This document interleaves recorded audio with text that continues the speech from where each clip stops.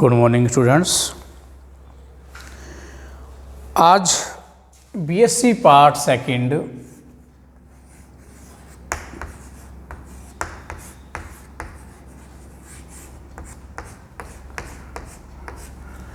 Botany classes के अंदर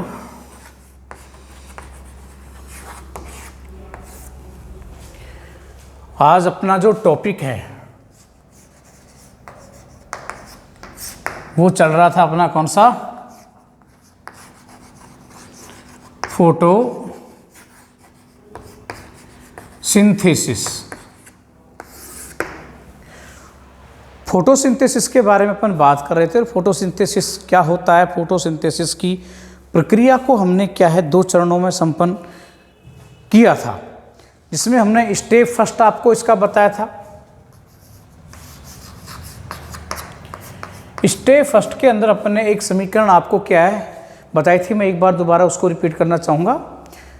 फिर उसके बाद में सेकंड स्टेप जो आज अपन को पढ़ना है। तो पहले देखो फर्स्ट स्टेप में अपन ने क्या देखा था, अगर आपको ध्यान में हो तो फर्स्ट स्टेप में हमने बताया था आपको, जिसको अपन लाइट रिएक्शन के नाम से फोटोलाइसिस की क्रिया के द्वारा भी अपन ने क्या बताया था कि फोटोलाइसिस की क्रिया के अंदर अपन ने क्या लिया था, 4 अणु किसके लिए थे, जल के। ये 4 अणु जो जल के लेते हैं, इन जल के अणुओं से अपने पास क्या है 4 OH के अणु निकलते हैं और 4 क्या निकल जाते हैं, हाइड्रोजन आयंस निकलते हैं। साथ ही इलेक्ट्रॉन्स 4 क्या निकल जाएंगे, इलेक्ट्रॉन्स, और 2 ADP है जो इसे क्रिया करके क्या करती हैं, 2 या 3 हो सकती हैं आपकी, ये 3 भी ले सकते हो, 2 या 3 कर सकते हो, क्या बन जाएंगे आपके ये ATP का निर्माण करती हैं, ये बताया था। और ATP का निर्माण जो करने के बाद में ये भाई आपके 2 या 3 हो सकते हैं ना, 2 और 3, आप चाहो तो इसको 2 और 3 कर सकते हो, यहाँ भी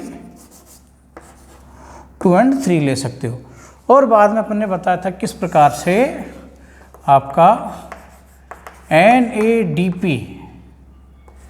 जो है, ये NADP क्या करता है, ये जो 4 हाइड्रोजन आयंस थे ये इसके साथ में क्या होंगे आपके यहाँ पर अटैच होते हैं। ये तो ये 4 हाइड्रोजन आयन जो अटैच होते हैं तो इससे क्या बन जाएंगे आपके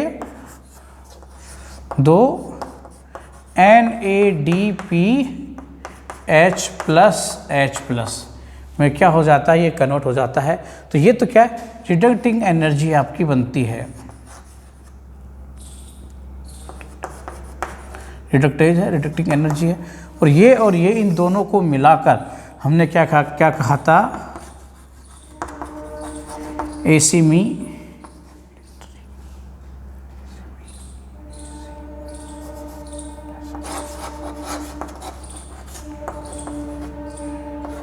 एनर्जी कह दो या पावर कह दो, ये अपन को क्या होता है, प्राप्त होता है। ये तो अपन ने पहला स्टेप आपका पढ़ा था। और इस स्टेप के अंदर टोटल अपन ने 5 प्रकार की रिएक्शंस के अंदर इसको खोल के आपको बताया था कि 5 रिएक्शन किस प्रकार से होते हैं। ये तो एक कंबाइंड रिएक्शन है, इसके जो अलग अलग पार्ट होते हैं जिसके अंदर जल के अपघटन से हाइड्रोजन निकल गया, ऑक्सीजन निकल जाएगा, साथ में क्या होता है इलेक्ट्रॉन से किस प्रकार से सारे के सारे होते हैं, ये चीज़ें हमने आपको क्या है बता दी थी। अब ये रिडक्टिंग तो ये आपका मिल ही गया एनर्जी।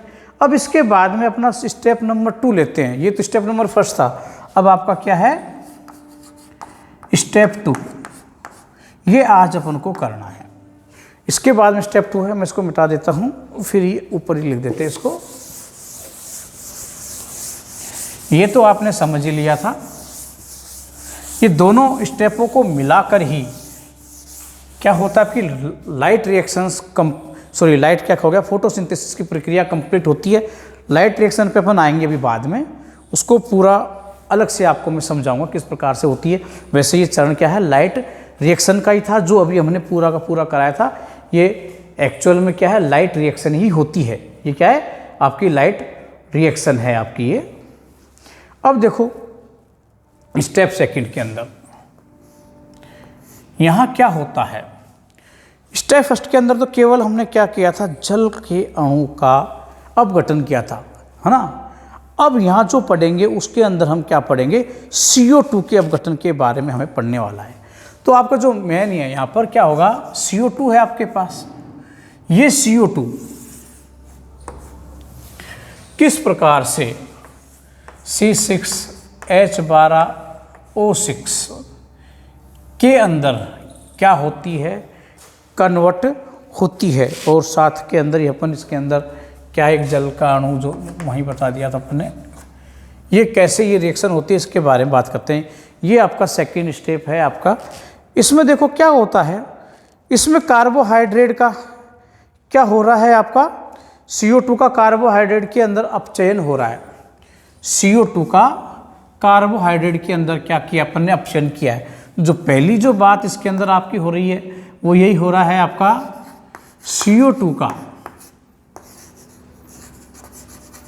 कार्बोहाइड्रेट के अंदर क्या हो गया, अपचयन हो गया, दिख ही रहा है।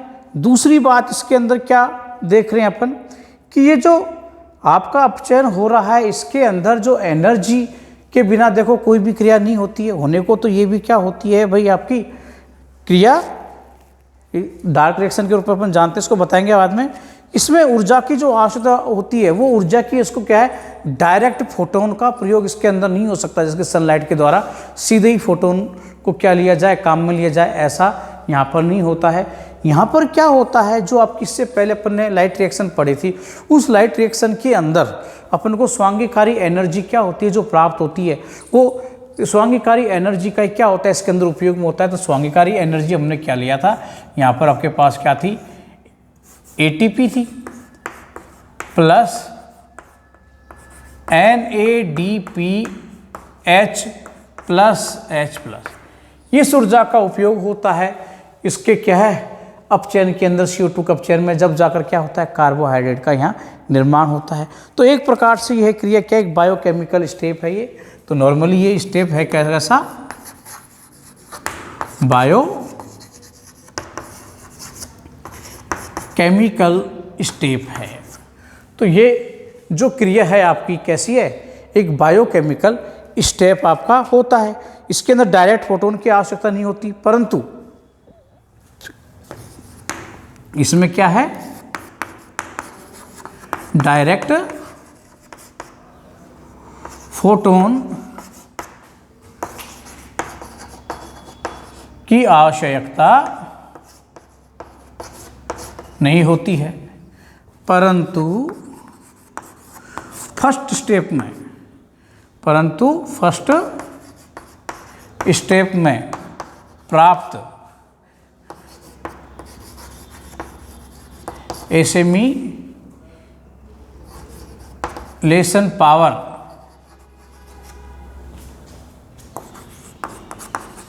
का उपयोग होता है। इसके अंदर क्या है, फर्स्ट स्टेप के अंदर जो एसिमिलेशन पावर, स्वांगीकारी ऊर्जा, ये है, इसका क्या होता है, उपयोग होता है आपका। एक बात यहाँ पर ये महत्वपूर्ण है जो अपन को याद रखनी ही है। नेक्स्ट, इसे अपन क्या कहते हैं, डार्क रिएक्शन के नाम से जानते हैं। इसे कहते हैं अपन क्या, डार्क रिएक्शन कहते हैं। और भी इसके अनेकों नाम हैं जिनके बारे में हम आगे आपको क्या बताएंगे, जैसे बायोकेमिकल रिएक्शन आपकी ये है ना, और क्या है आपका इसमें। अब देखो ये क्रिया होती क्या है, मेन बात यह है क्रिया, हाँ, क्लोरोप्लास्ट के स्ट्रोमा में होती है। क्लोरो पार्ट का स्ट्रोमा वाला पार्ट है, उसके अंदर यह क्रिया क्या होती है आपकी, ये संपन्न होती है। तो ये था आपका स्टेप सेकंड। तो अब तक जो अपन ने इसके अंदर पढ़ा, यहाँ पर हमने क्या, प्रकाश संश्लेषण की प्रक्रिया को एक छोटे रूप में, जो मेन दो घटक होते हैं, उन दो घटकों को हमने यहाँ पर सम्मिलित किया। पहला लाइट रिएक्शन था जो स्टेप फर्स्ट के अंदर हमने पढ़ाया, दूसरा सेकंड स्टेप है जो ये। इन दोनों को हम क्या है अभी विस्तार पूर्वक से आगे पढ़ने वाले हैं। इसको पूरा विस्तार पूर्वक से क्या हम डार्क रिएक्शन को आगे पढ़ेंगे। तो ये तो हुआ आपका एक नॉर्मल। इसकी जो क्रिया थी एक तो मैंने ये आपको बताई दी, इस प्रकार से होता है। अब इसकी जो मेन क्रिया है वो देखो क्या होता है आपका। इस क्रिया के अंदर जो भाग लेने वाले हैं CO2 है आपका, तो इस क्रिया में क्या है 6 अणु तो CO2 के काम में आते हैं, प्लस 12 अणु इसके अंदर किसके आते हैं NADPH प्लस H प्लस के, प्लस 18 अणु किसके आते हैं इसके अंदर ATP के काम में आते हैं।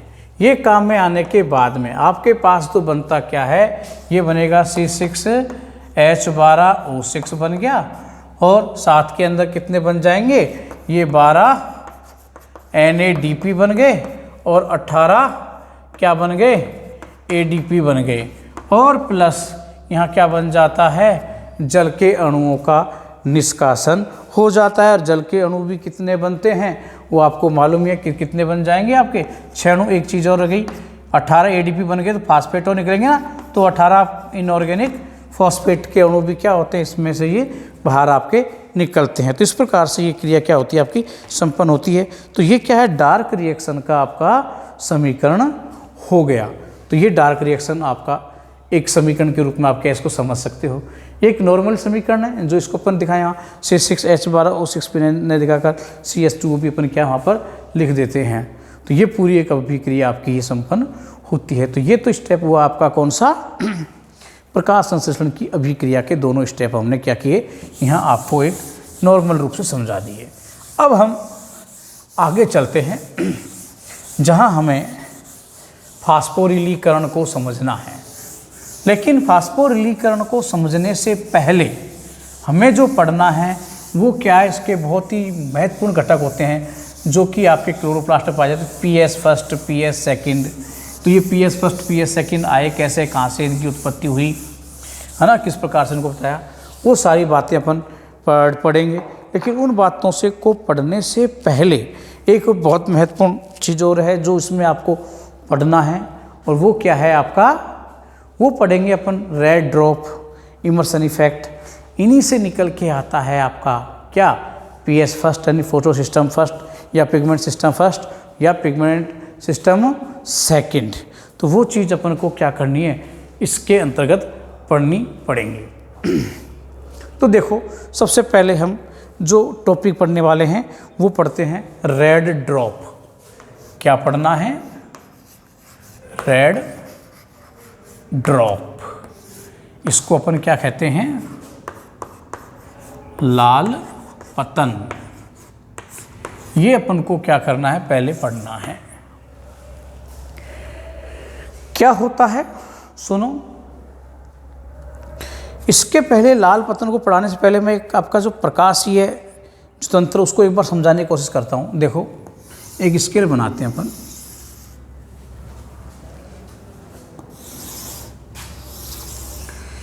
जो लाइट होती है आपकी सूर्य का प्रकाश है आपका, ये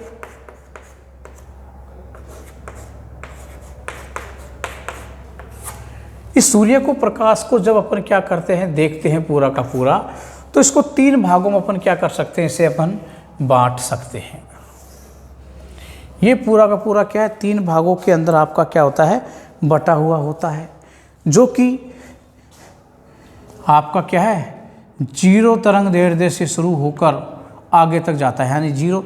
अब ये तरंग दैर्ध्य होती क्या, एक बार इस बात को और थोड़ा सा मैं आपको समझाने की कोशिश करता हूँ। क्या होता है, जो आपकी प्रकाश की किरणें हैं, प्रकाश की जो किरणें हैं वो आपकी क्या एक वेव के रूप में, तरंग के रूप में क्या होती हैं आपकी आती हैं, ये है ना, इस प्रकार से तरंग के रूप में, that is called is wave. इसे क्या कहते हैं अपन, वेव कहते हैं।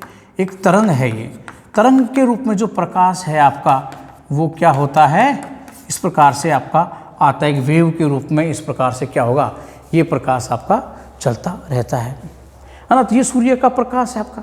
अब इस प्रकाश में देखो आपको इस प्रकार से ये ऊपर वाली लाइनें यानी कि कुछ इससे घटक हैं, तो ये जो घटक है ना आपके ये इन्हें अपन कहते हैं तरंग दैर्ध्य। ये क्या कहलाते हैं आपके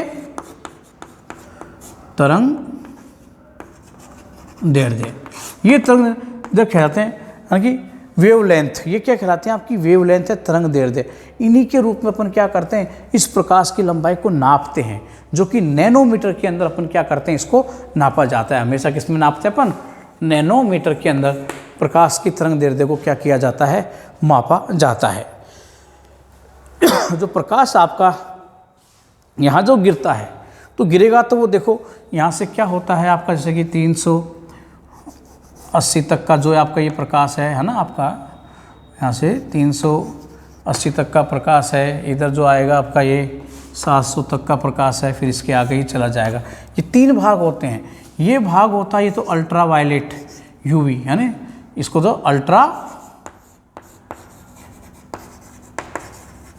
अल्ट्रा वायलेट के रूप में होता है। ये आपका VL विजुअल लाइट,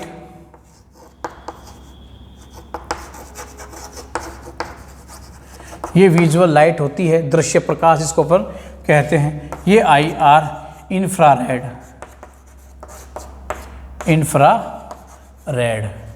इसके रूप में क्या होता है, ये प्रकाश आपका 3 भागों के अंदर क्या होता है, ये बटा हुआ होता है पूरा का पूरा प्रकाश।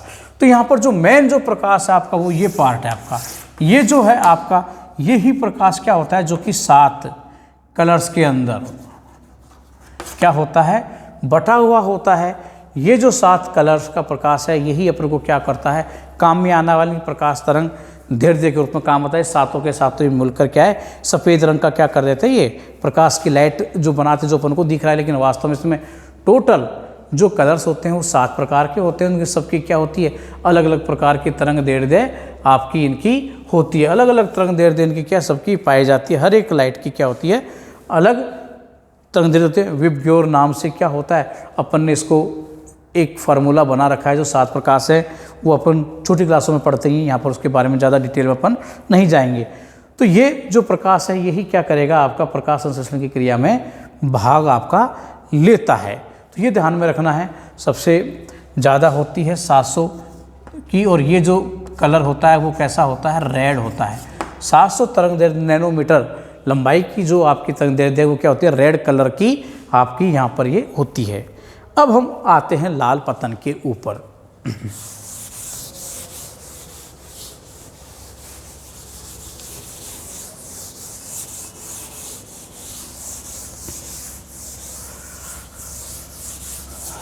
तो देखो, लाल पतन नाम से ही मालूम है कि लाल रंग के प्रकाश के ऊपर पतन का मतलब ड्रॉप होना, यानी कि गिर जाने से मतलब है, यानी कमी होने से मतलब होता है किसी भी चीज़ का पतन से, है ना। तो यहाँ क्या होगा, जैसे प्रकाश संश्लेषण की क्रिया के बारे में हम पढ़ते हैं, तो प्रकाश संश्लेषण की क्रिया के अंदर क्या होता है, यहाँ पर हम 2 प्रकार के फोटो सिस्टमों को काम में लेते हैं, जिनके बारे में इसके बाद में अपन पढ़ने वाले हैं। एक तो होता है आपका कौन सा, P फर्स्ट, एक होता है P सेकंड, है ना, ये काम होता है। तो हमने क्या किया, जैसे ही प्रकाश संश्लेषण की अभिक्रिया कराते हैं, तो प्रकाश संश्लेषण की अभिक्रिया हमने कराई, तो प्रकाश संश्लेषण की अभिक्रिया, जैसे कि यहाँ पर आपका एक क्लोरोप्लास्ट का कोई सिस्टम है आपका, है ना, ये इसके सहायक पिगमेंट्स हैं।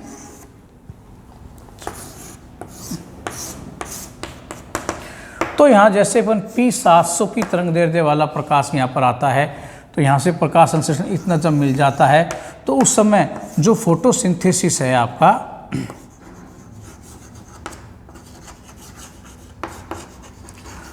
उस समय फोटोसिंथेसिस की क्रिया के अंदर बहुत अधिक क्या आ जाती है, एकदम कमी आ जाती है। तो ये जो फोटोसिंथेसिस की मात्रा के अंदर जो कमी आती है, यानी कि प्रकाश संश्लेषण की गति एक बार धीरे धीरे क्या होती है, अपन जैसे तरंग दैर्ध्य की लंबाई बढ़ते जाएंगे, प्रकाश संश्लेषण की दर में भी क्या होगी, वृद्धि होती जाएगी। ये मान क्या होता है आपका, बढ़ता जाता है, और ये मान जैसे जैसे क्या होगा आपका बढ़ता जाएगा, तो एक समय ऐसा हो जाता है कि प्रकाश संश्लेषण की दर एकदम लो, यानी एकदम क्या हो जाती है, वो कम हो जाती है। और ये कम हुई किस वक्त, ये कम होती है उस वक्त कि जैसे प्रकाश हमने दिया, हम P700 तरंग दैर्ध्य लंबाई का प्रकाश जब उसको देते हैं, जो कि रेड कलर की तरंग दैर्ध्य होती है। यहाँ पर मुख्य बात ये की याद रखनी है, लाल रंग की तरंग दैर्ध्य है जो कि P700 नैनोमीटर लंबाई का प्रकाश होता है। ये प्रकाश जैसे ही क्या होता है किसी पत्ती के ऊपर आपतित होता है, प्रकाश संश्लेषण क्रिया अपन करवाते हैं, तो इस लंबाई के ऊपर यानी इस प्रकाश के ऊपर जैसे ही प्रकाश संश्लेषण की क्रिया होगी तो वहाँ पर प्रकाश संश्लेषण की दर में क्या हो जाती है, अचानक बहुत अधिक कमी आ जाती है। तो ये ड्रॉप हो गया, तो ये बहुत अधिक जो कमी आ गई, इसीलिए हमने इसको क्या किया, रेड ड्रॉप, कि लाल प्रकाश के ऊपर जाने पर क्या हो गया, उसका पतन हो गया, उसके मान में क्या आ गई, कमी आ गई, इसीलिए हमने उसको क्या कह दिया, लाल पतन इसको कहा गया। तो ये अपन क्या है, इसको कहते हैं, इस प्रकार से क्या जाती है, पूरी एक कमी आ जाती है। तो ये तो कहलाता है आपका क्या, लाल पतन। अब इसके बाद में एक बहुत ही महत्वपूर्ण दूसरा चीज़ अपन यहाँ जो पढ़ने वाले हैं आपका, वो है इमर्सन इफेक्ट।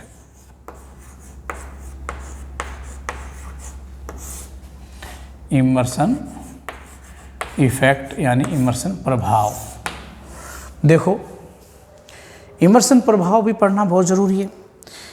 ये पढ़ेंगे तभी जाकर पीएस फर्स्ट और पीएस सेकेंडों के बारे में समझ में आएगा। पीएस क्या नाम, इमर्सन नाम के जो वैज्ञानिक थे, इन्होंने क्या किया, अपना एक्सपेरिमेंट किया, और एक्सपेरिमेंट करने पर इन्होंने जो निष्कर्ष पर पहुँचे उनकी बात करते हैं। इन्होंने क्या किया कि जब 680 तरंग दैर्ध्य से अधिक लंबाई के क्या करते हैं, प्रकाश तरंग दैर्ध्यों को प्रकाश संश्लेषण में काम में लेते हैं, तो उस समय क्या होता है, प्रकाश संश्लेषण की जो दर है वो क्या रहती है, और 680 से कम प्रकाश तरंग दैर्ध्य के अंदर अपन क्या करते हैं, जब प्रकाश संश्लेषण की क्रिया कराते हैं तो उसकी जो दर है उन दरों को मापा। यहाँ लाल पतन में हमने देखा कि इसके अंदर 680 तरंग दैर्ध्य से ऊपर प्रकाश जब क्या होता है, आपतित होता है किसी क्या नाम पादप की पत्तियों के ऊपर, तो प्रकाश संश्लेषण की दर में क्या हो जाता है, कमी आने लग जाती है, एकदम कमी आती है। तो ये तो क्या हो गया, उच्च तरंग दैर्ध्य वाली बात हो गई। उच्च तरंग दैर्ध्य के ऊपर जब प्रकाश संश्लेषण करवाया तो क्या देखा हमने, एक ही प्रकाश दे रहे अपन, है ना, जब इस लंबाई का प्रकाश देते हैं तो प्रकाश संश्लेषण की दर में क्या आ जाती है, कमी आ जाती है। एक तो ये हो गया जो कि लाल पतन में आपका दिख ही रहा है, इमर्सन ने भी इसको देखा। फिर इन्होंने क्या किया, दूसरा 680 से कम तरंग दैर्ध्य वाले प्रकाश को क्या किया, इन्होंने किसी पत्ती के ऊपर आपतित करवाया। इससे कम तरंग दैर्ध्य वाले प्रकाश को जब क्या करते हैं, आपतित करवाते हैं, तो उसकी जो तरंग दैर्ध्य की लंबाई जब कम होती है तो देखते हैं यहाँ पर कि प्रकाश संश्लेषण की दर में क्या होती है, आपकी एक वृद्धि होती जाती है। धीरे धीरे क्या होती है, प्रकाश संश्लेषण की दर के अंदर वहाँ वृद्धि हो रही है। तो प्रकाश संश्लेषण की दर में क्या हो जाती है, वहाँ पर काफ़ी अधिक मात्रा के अंदर हम क्या देखते हैं, वहाँ वृद्धि को देख लेते हैं। तो वहाँ वो वृद्धि क्या हो गई। अब इन्होंने क्या देखा, क्यों ना हम ऐसा करें कि इन दोनों को पहले देखा, एक को ज़्यादा के अंदर और कम के अंदर दोनों में देखा। अब इन्होंने दोनों प्रकाशों को, यानी कम तरंग दैर्ध्य और अधिक तरंग दैर्ध्य, 680 से कम तरंग दैर्ध्य वाला प्रकाश और 680 से अधिक तरंग दैर्ध्य वाला प्रकाश, इन दोनों तरंग दैर्ध्य वाले प्रकाशों को एक साथ जब किसी पादप की पत्ती के ऊपर आपतित किया और प्रकाश संश्लेषण की दर को मापा, यानी कितनी लब्धि प्राप्त होती है, यानी कि जो प्रकाश संश्लेषण उत्पाद प्राप्त होता है वो कितना प्राप्त होता है, तो उसमें क्या देखते हैं, जो पहले अभिक्रिया हमने की थी जिसके अंदर अलग अलग तरंग दैर्ध्यों को डालकर जो अपन ने लब्धि प्राप्त करते हैं, और अब जो लब्धि प्राप्त हो रही है उसमें काफ़ी अंतर आया कि जब दोनों को डालकर अपन ने देखा तो वहाँ क्या हो रहा है, आपको जो क्या नाम इसकी प्रकाश संश्लेषण की दर अलग अलग थी, तो यहाँ प्रकाश संश्लेषण की मात्रा ज़्यादा प्राप्त हो रही है, यानी कि उससे उत्पादित जो आपका पदार्थ है वो क्या हो रहा, अधिक प्राप्त होता है। तो ये जो बात हो गई कि जब अलग अलग डालते हैं तो प्रकाश संश्लेषण की क्रिया में क्या होती है, बढ़ोतरी होती है। तो यहीं से क्या हुआ, ये आपका इमर्सन इफेक्ट कहलाता है। तो यहीं से इन्होंने देखा कि भाई कि ये क्या है कि पादप के अंदर दो प्रकार के तंत्र होते हैं। यहाँ से इन्होंने बताया कि पादप में दो तंत्र है, एक तो अधिक तरंग दैर्ध्य को अवशोषित करने वाला, एक कम तरंग दैर्ध्य को अवशोषित करने वाला। तो यहीं से इन्होंने अपने क्या है, पीएस फर्स्ट और पीएस सेकेंड दोनों प्रकार के तंत्रों के बारे में इन्होंने बताया कि प्रकार यहाँ पर क्या है, दो प्रकार के तंत्र हैं जो पाए जाते हैं। एक को अपन पीएस फर्स्ट कहते हैं, एक को क्या कहते हैं, पीएस सेकेंड। पीएस फर्स्ट का मतलब क्या होता है, फोटो सिस्टम फर्स्ट कह सकते हो, या पिगमेंट सिस्टम फर्स्ट, यानी कि वर्णक सिस्टम फर्स्ट। के नाम से भी अपन क्या कर सकते हैं, इसको हम जान सकते हैं। तो ये दो क्या होते हैं आपके, ये होते हैं आपके दो प्रकार के अपन इसके अंदर अब देख सकते हैं। तो ये आपका हो गया इमर्सन प्रभाव। मैं एक बार और थोड़ा सा आपको समझाने की कोशिश करता हूँ। यहाँ पर इमर्सन ने किया क्या कि इमर्सन ने सर्वप्रथम यानी कि पहली जो क्रिया थी, फर्स्ट क्रिया के अंदर तो क्या किया, 680 नैनोमीटर से अधिक तरंग दैर्ध्य वाले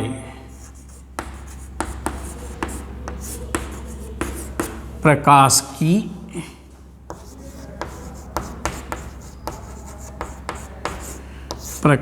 उपस्थिति में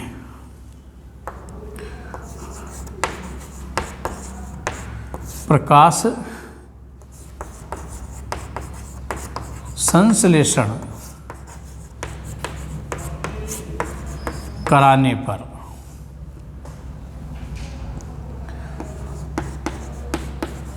उत्पाद की मात्रा में कमी आती है।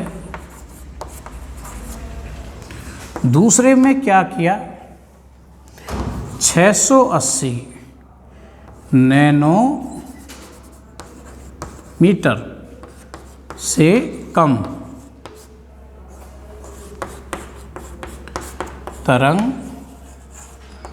दैर्ध्य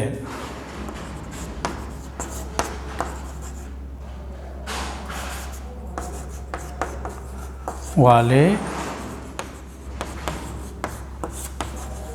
प्रकाश की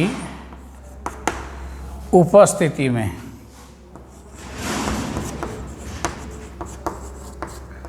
प्रकाश संश्लेषण करने पर उत्पाद में वृद्धि होती है। धीरे धीरे बढ़ाते जाएंगे तो उसमें वृद्धि होगी। उसके बाद में यहाँ पर क्या हो जाता है, कमी आ जाती है। ये लाल पतन वाली बात को करें, कन्फ्यूज होने की बात नहीं, क्योंकि लाल पतन वाले पे कराएंगे तो कमी आएगी और यहाँ कराएंगे तो उसमें मात्रा में क्या होती है, ये वृद्धि आपकी आती है। ये अलग अलग कराने के ऊपर जब देखा अपन इस प्रकार से क्या है रिजल्ट आपके हमारे पास प्राप्त आ रहे हैं। इन दोनों से उत्पादों को देखकर अपन देखते हैं कि अमाउंट ऑफ फोटोसिंथेसिस का है वो कितना प्राप्त हुआ।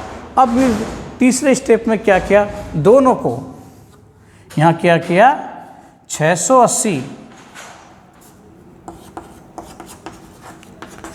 से अधिक व 680 से कम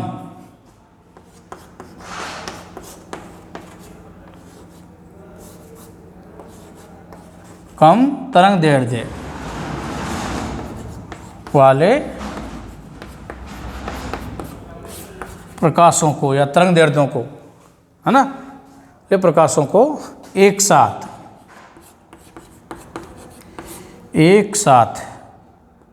आपतित करते हैं।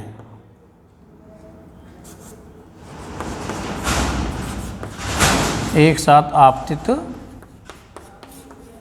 करते हैं तो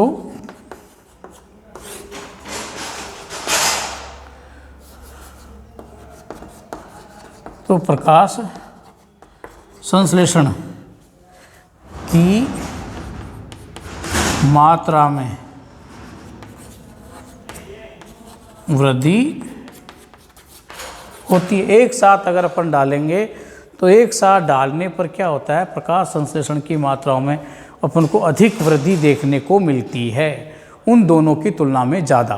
जब ऐसा हो रहा है तो वो क्या होगा, यही प्रभाव आपका क्या हुआ, इमर्सन इफेक्ट कहलाता है। और इस इमर्सन इफेक्ट से ही आपके PS फर्स्ट और PS सेकंड निकल कर बाहर आते हैं। यहीं से अपन क्या करेंगे, PS फर्स्ट और PS सेकंड के बारे में यहाँ पढ़ेंगे कि PS फर्स्ट क्या होता है और PS सेकंड अपना क्या होता है। ये दोनों जो निकल के आए हैं यहीं से निकल के आएंगे PS फर्स्ट और PS सेकंड। इसी के बाद में उत्पत्ति हुई है आपकी PS फर्स्ट की और PS सेकंड की, या कह सकते हो आप कि ये जो आपके हैं तरंग दैर्ध्य के, जो इन्हें अपन PS फर्स्ट और PS सेकंड कहेंगे। तो आपका जो P700 जो नैनोमीटर है वो तो PS फर्स्ट कहलाता है, और आपका ये जो P680 होता है आपका, है ना, इससे कम तरंग दैर्ध्य का है, इसको अपन PS सेकंड कहते हैं। इसमें किस किस प्रकार की आपकी क्या होती हैं, क्रियाएं होती हैं, कौन कौन से पिगमेंट्स इसके अंदर क्या होते हैं, सहायक होते हैं, क्या चीज़ें, उन सभी चीज़ों के बारे में अपन क्या करेंगे, यहाँ पर विस्तार पूर्वक से आपको इन दोनों तंत्रों के बारे में बताएंगे। और उसी के बाद में आपका शुरू होता है फिर